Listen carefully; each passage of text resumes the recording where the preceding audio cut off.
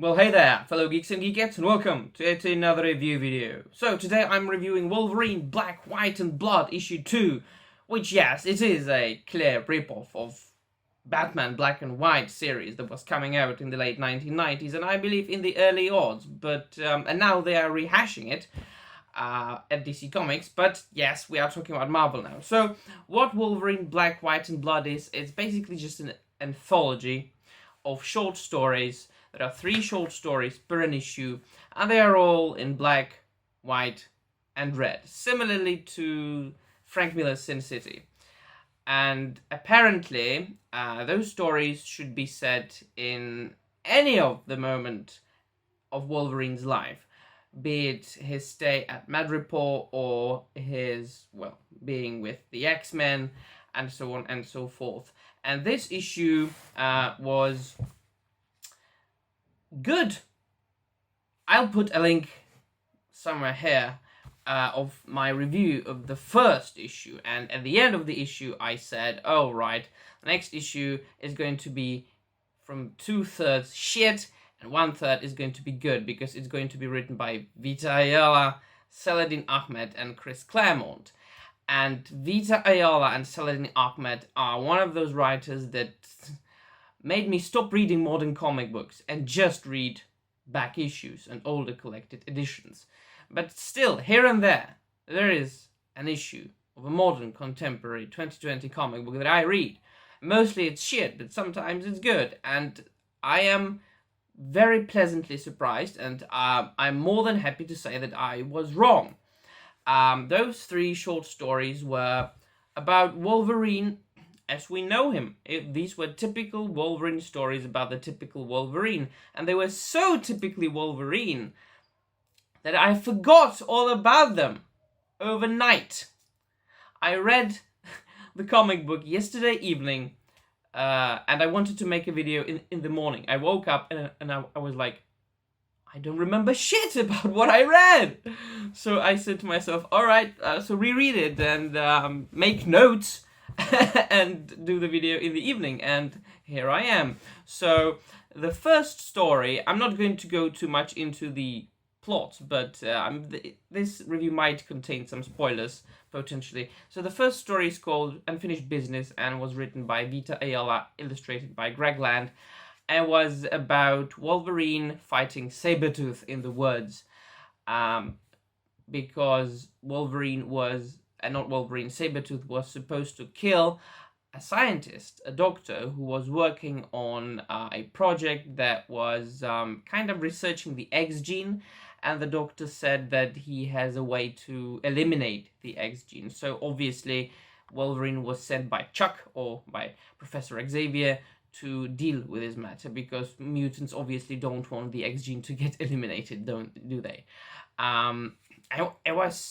It was good. So spoilers, in the end, of course, Wolverine saves the doctor, so the doctor doesn't die, and he says to the doctor that he should be using his gift, his mind, for better purposes, for better ends than just, eliminating the X gene, which I considered to be quite nice. It was cool. So the art was good. Greg Land is a decent artist, and this being written by Vita Ayala, I didn't really catch any socio-political leftist agenda. So yeah, I was pleasantly surprised, I have to admit that. The second issue was called Seeing Red.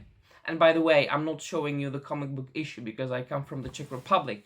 We don't have comic book stores here. I can't get my comic books the day they come out, so I have to buy them digitally. So I'm just talking about that here. But you can Google it or buy it for yourself and read it. It was written by Saladin Ahmed and illustrated by Kev Walker.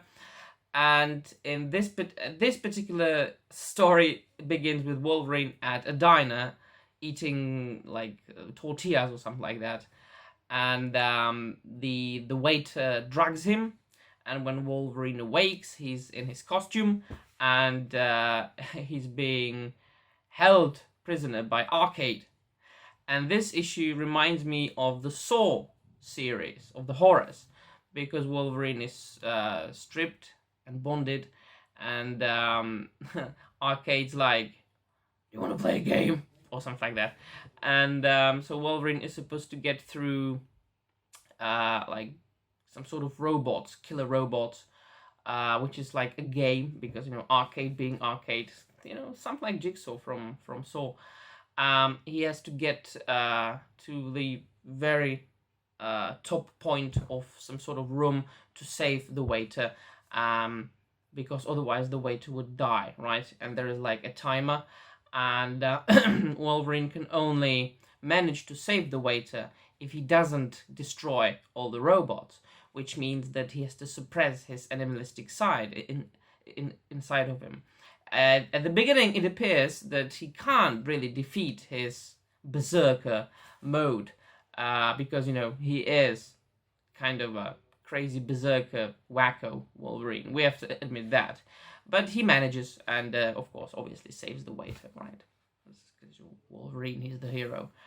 And the last story was written by Chris Claremont. It was illustrated by Salvador Larroca, and this story is set in Madripoor, when Wolverine was undercover, living there as Patch, and it involves him and Kitty Pryde fighting a villain called Sanzu, and who apprehended Tiger because you know, Tiger basically, in the old stories, in the old Wolverine ongoing series, she was the head of the underworld in Madripoor, and she was apprehended by Sanzu because of this. I think she was like another crime lord that competed with her, right? So Wolverine and Kitty Pryde were saving her, but they didn't have their powers at the moment. So Wolverine didn't have his healing factor.